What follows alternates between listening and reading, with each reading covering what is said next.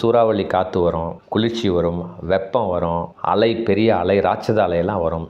எது வந்தாலும் இதை எதிர்த்து நான் எப்படி போட் ஓட்டணுங்கிற திறமை என்கிட்ட இருக்குது. அந்த இடத்துல நான் பயப்பட்டால் திறன் அந்த இடத்துல வேலை செய்ய முடியாது. போட்டை எப்படி ஓட்டணுங்கிற திறமை என்கிட்ட இருக்குது. நீ பல தடவை அந்த கரையான் பத்தில் அந்த கோயில்கிட்ட நீ க்ளீன் பண்ண. அந்த கரையான் பார்த்தீங்கன்னா 10 அடி தள்ளி இன்னொரு வீடை கட்டிடுச்சு.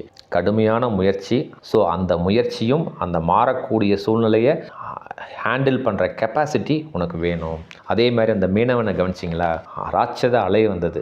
அலை வந்தவுடனே அவனோட மூஞ்ச பார்த்தீங்களா? கொஞ்சம் கூட அவன் பய உணர்வே படலை. கொஞ்சம் கூட பயப்படாமல் தன்னம்பிக்கையாக மனத்தெளிவோட நான் என்ன செய்யணும் அப்படிங்கிற வேலையை மட்டும் கான்சன்ட்ரேஷனாக செஞ்சதுனால தான் நம்ம 2 பேரை கொண்டு வந்து கரையில் விட்டான்.